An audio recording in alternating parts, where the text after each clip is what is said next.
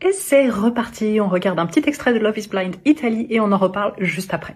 Tenevi il problema e io ci sono stata, e stavi esaurito e io ci sono stata, e volevi stare a mangiare la pizza e io sono venuta a mangiare la pizza, e volevi fare questo io nei tuoi confronti che cosa ti è mancato? Io do tutto quello che io riesco a dare senza mai ricevere niente in cambio, io questo devo capire. J'adore ce passage parce que je trouve qu'il est très représentatif de la posture qu'on adopte en tant que femme quand on date des hommes. Le jour du mariage, elle lui a dit oui, il lui a dit non, et la première question qu'elle se pose c'est « Mais je comprends pas, j'ai tout fait pour toi, pourquoi tu ne m'as pas choisi? Qu'est-ce que j'ai foiré ?»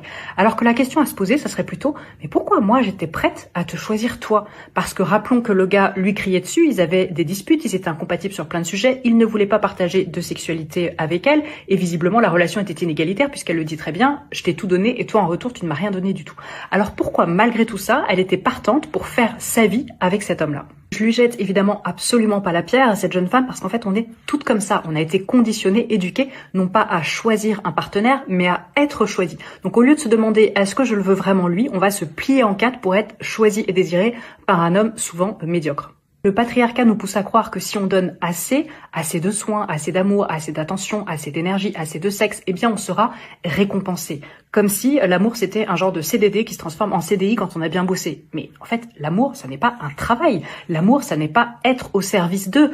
Une relation amoureuse, c'est deux personnes qui vont se tirer vers le haut et s'apporter des choses mutuellement. L'amour, c'est de la réciprocité. Donc pour essayer de se déconditionner, c'est hyper important de se demander qu'est-ce qu'il m'apporte lui. Et quand on se pose cette question-là, on se rend compte que bien souvent, pour beaucoup d'hommes, eh bien, il ne nous apporte rien, à part du chaos, de la fatigue, de la confusion, de la charge mentale, du travail émotionnel, du travail domestique, et en fin de compte, une baisse d'estime de soi. Parce qu'on le voit très bien dans un autre extrait plus loin, elle dit, voilà, je réalise vraiment que le problème, c'est moi. Non, et on finit toutes par se dire ça, le problème c'est moi. Non, pas du tout. Le problème ce sont les règles du jeu qui sont patriarcales, les dés sont pipés, et dans ces conditions, dans une relation hétéro, les femmes elles sont forcément perdantes. On ne met pas son avenir entre les mains d'un homme.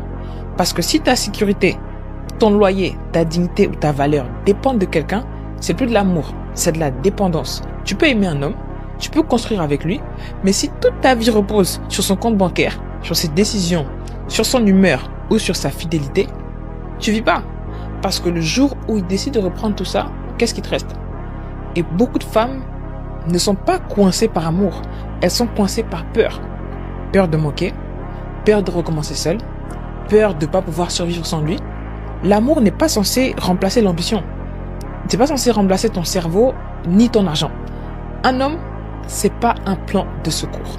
Et ça, tu l'apprendras tôt ou tard.